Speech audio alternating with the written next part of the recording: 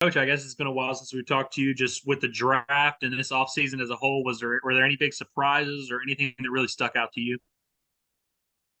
We knew that we were going to lose some kids in the draft, obviously, and we were just hoping that we might be able to keep one of those, one of those three infielders that signed. Fortunately, we were able to keep Souza, and the money that was, you know, given them, so to speak, and where they were drafted, there was some tough calls, but they got what they wanted, and they stuck to their word, and but other than that, I mean, probably some of the surprises were that maybe we got a couple more pitchers through than I thought we might, and some big lefties and some guys that really had had put it out there that they wanted to go to college unless they got a lot of money, and that's why we didn't have maybe another five or six guys drafted anyway. With the transfers, I'm assuming you're able to talk about more than you were before. Are you allowed to talk about all those transfer guys? Maybe not all of them. I think there's a couple that we're still getting some things finalized, whether it's transcripts and all that, but probably all that you've seen, they're all coming. It's just I can't speak maybe to a couple of them. Well, I'll start with shortstop and catcher because I know those were positions a lot of people had their eyes on with White and Aloy. Just how good do you feel to get big time prospects like that, huge players in their class, to get productive pieces like that at those spots? Yeah, super excited about both of those guys. They both have Division I experience. Those are some positions that we felt that we needed to, take care of a little bit more. And those are probably two of the better ones in the country. And we were fortunate that, in the case of Hudson White, it worked fast. Once he got in the portal, we saw him there. We got on it, and he was a kid that we recruited out of high school, so we already had a relationship with him. So I'm sure that helped a lot. But and then when you're talking about Bahiva, and his name is not pronounced like it's spelled, so you guys will figure that out. But he had some really good visits lined up, and we were very fortunate that he decided that this was what he wanted to do. And then he went on back home because he had to have some surgery, not on his arm or knee or anything, but he had to get some things taken care of and try to get healthy for this fall. So we're excited about both of those guys. Bob. Hey Dave, how you doing? Good. Is Lincoln Riley a guy you can talk about? I don't think so. No. Okay.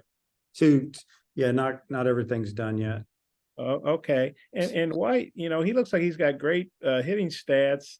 His defensive stats didn't jump off the page at me. Is he a guy maybe you're thinking about as a DH or a different position, or are you looking at him as a catcher? He's a really good defensive catcher. He's not having a great summer offensively, but he's having a really good summer just catching and playing. He's had some good years offensively. No, I plan on being catcher. Okay, maybe I misread those, or maybe he's gotten better. I don't. But and then you got two Mizzou outfielders. If you can talk about those guys, I mean, those guys aren't just high level Division I players; they're SEC players. And when you're playing other teams, sometimes do you think, if that guy goes in the portal, I might be interested in him, or that kind of thing? How'd that all come about? Well, basically they're, you talk about Ty, he's an everyday player, center fielder, can really run, likes to steal bases, very intelligent. Talked to their former coaches now at another university and had all kinds of good things to say about him. And, when you're talking about Ross a little bit, he's a left-handed hitter that was injured a lot this year. And we feel like that he's a guy, if he could stay healthy and be in the lineup, that he can really help us. So, yeah, I mean, when you're playing other teams, I don't think we're just trying to win, but obviously, you're thinking, yeah, boy, I wish I had that guy here and there. I think that's just human nature, but the way recruiting has changed a little bit, I think there's probably a lot more of that going on. Thanks. Matt? Hey, good morning, Dave. What's the update on Dylan Carter and Peyton Stovall right now, where they are in their recovery? Well, they're just working hard. They've been here all summer. I think that I feel like Dylan's probably farther along than a lot of people thought he would be, but he had surgery mid-season, late season. So it'll just be interesting to see how it goes when he can get back. And Stovall's been here all summer. He went home for just a little while, had the surgery, got back. He's been working with Corey super hard, our trainer. I think he's on pace or ahead of pace from everything that I've been told. That's really about all we know right now. Do you know if you're going to play any teams outside your own team this fall? Yeah, I would say no. We just feel like that we have, a lot of pitchers in here that we need to see them throw, and that would maybe take away a little bit. And, when you play outside competition, there's, then your roster is kind of set, your counters, so to speak. And I don't think we want to go there yet. So we will have a really good fall when it comes to our scrimmages. We have good players that can play multi-positions, and we feel like our scrimmages are going to be super competitive.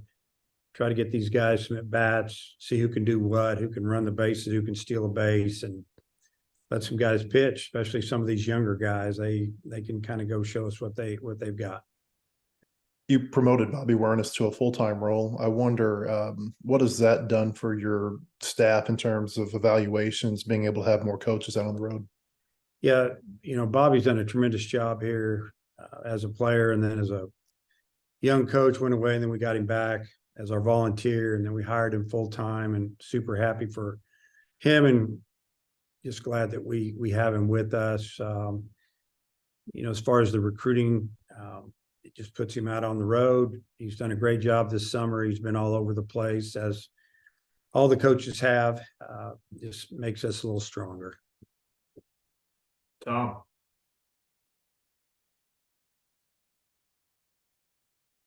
Tom, you muted. Hey, Dave, it looks like you went a little bit more portal than, whereas last year was more junior college. Was that just a product of the available talent, or maybe a little bit of a philosophical deal? Maybe it was the way it worked for us this year. It made more sense. We had to see what we had throughout the season and what we were going to need. And so obviously that a lot of the junior college kids were maybe gone. And, but I think if you ask me, I would probably rather,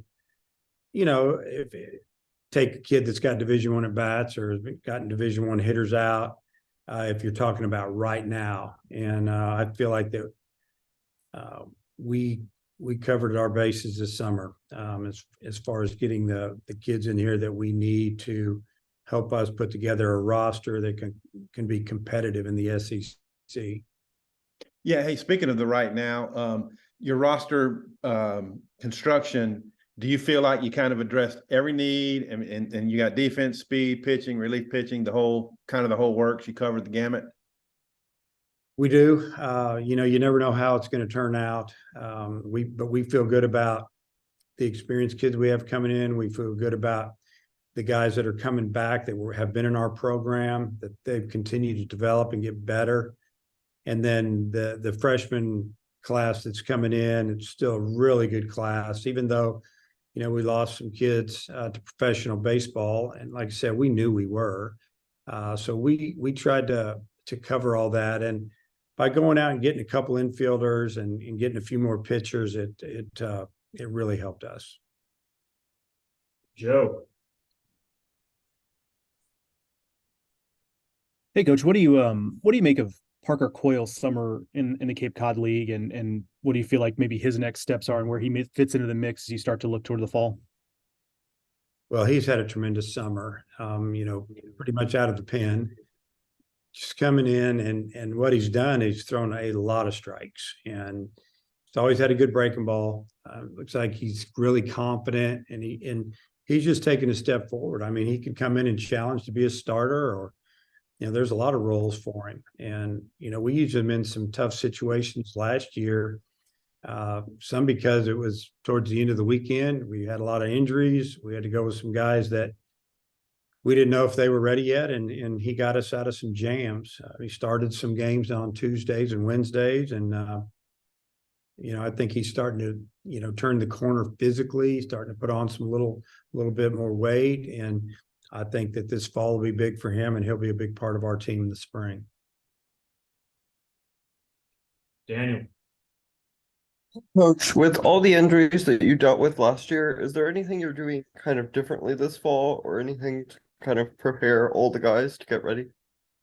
Yeah, we made some adjustments. When you talk about fall practice or the way we, go about on the field, workouts, it'll be pretty much the same. It's a formula that's worked. I mean, if you go back and look over the last 5 years, I think we've won more games than any Division I program in the country, and we could go on and on about some statistics. So don't want to change a whole lot there, but we'll maybe shorten some things up, and yeah, we're definitely making some adjustments. Nathan. Yeah, Coach, you got Will McIntyre back. Was there any worry that he might, not come back? And then also, Zach Morris left. Just reaction to that. Yeah, McIntyre, we really wanted to get him back, and but at the same time, for him individually, and for his his future, if somebody drafts him and they give him slot money, we get it, and we would have been super happy for him there. But we really wanted him back. We let him know that. I think he'll be a big part of our pitching staff. Love the experience and the makeup, and the stuff's good. It should continue to get better if he's healthy. As far as Zach Morris, Zach did a lot of good things here for us and pitched in some really tough situations. And you think about his career, he had a good career here, but he just wanted to pitch more. I think he wanted to be a conference starter, and we couldn't guarantee him that. And we got some kids coming back that have been there. We got a couple guys coming in that have been there. And I feel like that he felt like that he needed to go, and we get it. We're going to wish him all the best. We already have, and hope he does well. And you had a lot of guys playing summer ball this summer. Just the overall health of everybody, how are you feeling about that? Yeah, so far the health is good. We've been keeping up with them. Some of the guys are just finishing up, and we'll keep an eye on those guys in fall ball. If guys thrown a lot or played most every day in summer ball, we're going to give them maybe a little more downtime than maybe normal. Example, instead of catching or playing outfield every day, we'll let them DH and just hit and save a little energy there. And then, but they're still going to get their work. But I think that the summer ball, a lot of times you don't see how it helped you until maybe spring, but the development's there. Fall's the fall, they'll get better, they'll be more confident, and then you'll see it down the road where they make a jump. Ellis. Yeah, Coach, I wanted to ask you about Adam Hockman. I know he's one of those pitchers that you were really hoping might make it through, and he comes through. What's the update with his rehab and sort of that timeline with him?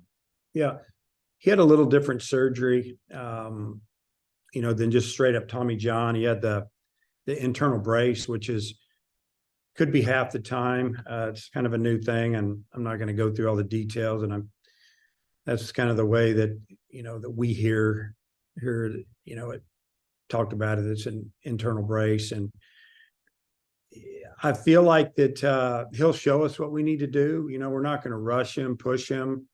If he's ready to pitch this year, he'll definitely pitch. If he's not, just get ready for the future and hopefully have 2 really good years. If we get 2.5 good years, that's fine, whatever.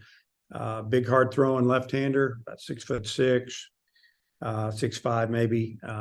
But I don't feel like you'll be seeing him pitch this fall, but maybe in the spring. And if that's the case, that'll be great. You've also got a lot of position players that seem like they can move around a little bit, like Jason Jones, Jack Wagner, and even Peyton Holt. I was just wondering how much you've allowed yourself to think forward of like where these guys might go, who all might move around, and who all could be bouncing around for you this fall. Yeah, I mean, obviously Jones and Holt are already in our program. We already know what they can do, and they've, Holt just had to get healthy. We wanted him to really limber up this summer. He's strong enough. He's got to be limber and quick, and he's worked on that. Jason has had a good summer. He's played every day for the most part up in Wisconsin. His team's done really well. I think he's close to hitting double-digit home runs, something like that, and maintain a batting average a little bit, driven in runs, got some big hits, and played a lot of third base. So we're excited about that. And I don't think I can really speak about Wagner yet. Still working on a few things there, but it's just some things that are, that have to be taken care of, but it's all good. So, and we have more kids that can move around and play different positions, and that's going to give us some options. Bob. Hey, Dave, you were talking about guys in the summer. We all know that Kendall Diggs really improved his defense, getting a shot to play in the outfield when he had some injuries. But I don't know, it was about a month ago. It's about 1 a.m. I'm laying there on a couch about half asleep, and I hear Sports Center top 10 says Kendall Diggs. And I'm thinking, are you kidding me? And I kind of had to wait and then watch the rerun of it. Did you see that play? Just what do you think about Kendall making the top 10 for his defense? He made a lot of good plays this summer. Some sliding catches into the fence, diving catches. I think, and you kind of said it, just him getting in the lineup when we had the injury to Wagner, when he had to go to, when we put Jace over in left and put Kendall in the game, and you could see game to game that he got better. It wasn't so mechanical, so to speak. It just got easier and looked easier for him. And by the end of the year, he was back DHing again, but we had no issues putting him in the field. And obviously he'll be one of the front runners to grab one of those outfield spots. So it's been good watching his development there. And I think for him personally, he knows when he gets back from summer ball that he knows where he's going to go, where he's got a chance to play. And in the past, it's been bouncing around third, first, little outfield, and now he'll go straight to a corner outfield and get his work in and get ready. Do you think that's pretty cool, though? Maybe when his home runs got top 10 on there, but him getting a defensive play, getting a shout out like that on national TV? Yeah, I think it's great. I mean, it's awesome. Anytime that happens, you kind of like you. I don't stay up till 1 o'clock in the morning laying around like that, but it kind of woke you up and got you moving around a little bit. So I'm sure there's some other Razorback fans that probably did the same thing. Thanks, Dave. Matt. Big picture, what's important for your team this fall? Really got to show us, guys got to show us what to do on the defensive end. We're going to put in a lot of time on defense.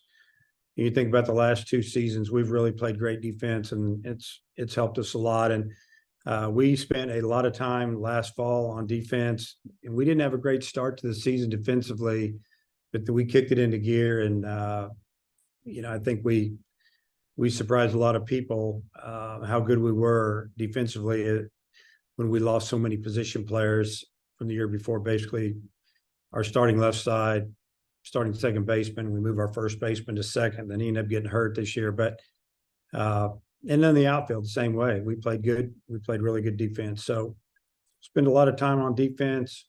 We'll do a lot of scrimmaging, and that'll give us an opportunity to see if the defenses that we're working, all the work we're putting in is paying off. And, with the schedule that we have next year, and it hasn't been announced, but I mean, the non-conference games that we're going to play and then conference games here, the fans are going to have an incredible home schedule. You have a date yet for the team practice when that's going to begin in September? Yes, we actually sent something out to our guys, our team. We've moved the days just a couple. We're going to start on Friday, September 8th. with full team practice, and that'll get us all the way to about the middle of October with our 45-day window if we use it all.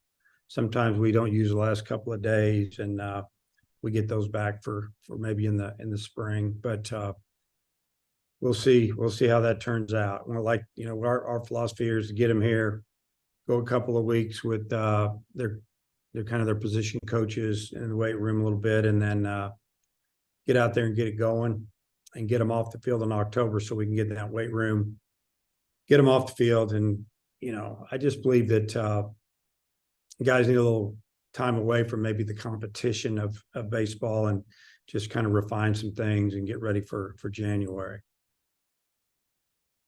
Mason. Yeah, Coach, is Mason Molina one of the transfers that you can talk about? Yes, I can talk about Mason. Just what do you think about, landing a guy like him, with the season he had, and did Hudson White have any role in getting him?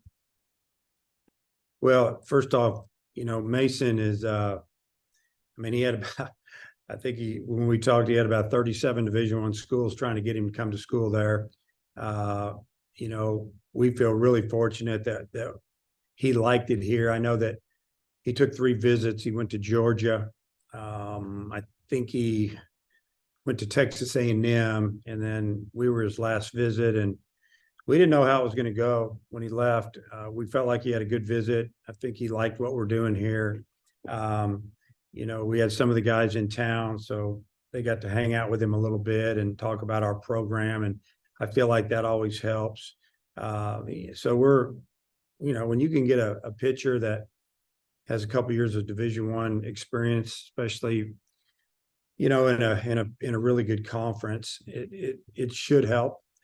If he's healthy, and I think he is, I think that he's going to be a big part of our pitching staff. So that was a big get for us. And, as far as Hudson helping us, I never talked to Hudson about it, but I feel like that anytime that if you have guys that are on one team, it's just normal or human nature that they're going to say, hey, you're going there, I might be interested in going there.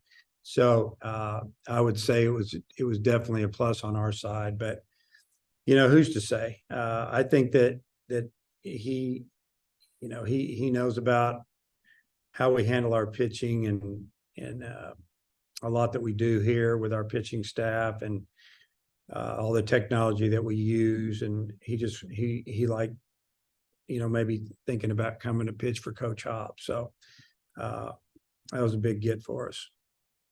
And then also with the seasons that Josenberger and Jared Wagner had last year, and then they got drafted, was that something that you were able to, show to maybe some of these older transfer outfielders that you brought in?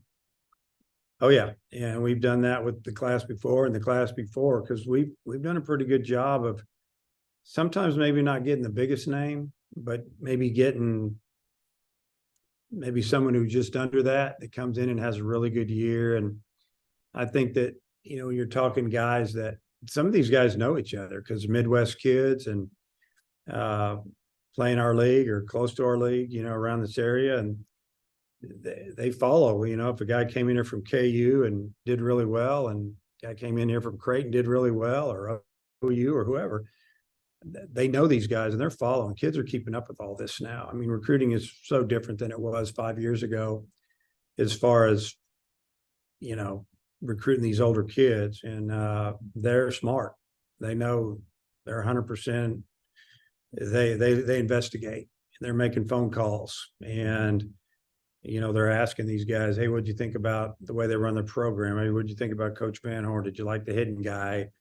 They're asking all those questions, and I think the guys that have been in here over the last 3-4 years, these transfers, have done well on paper. They've had a chance to play pro ball out of here, and they're definitely saying the right things to help us get guys. All right, Ellis, close this out. Yeah, Coach Jake Faraday, he's been around for a couple years. I've got a pretty good idea what the area of focus will be for him this offseason, but he seemed to draw a lot of attention for his stuff this summer. I was just wondering, do you think it's time for him to finally take that step forward and be a guy that you guys can count on in the back end? Yeah, that's going to be, his battle is the zone. And if he finds the zone a lot, he makes a team, and he pitches a lot. He had some really good days up in the Cape. He had some that didn't go so well, and probably the coaches up there in a couple of situations just left him in where we never would have left him in, you know. And then the numbers were skewed a little bit, but stuff's good. Just got this fall and go out and do it, and hopefully he does. You know, we're all pulling for him. Coach, appreciate your time. Okay, thank you guys.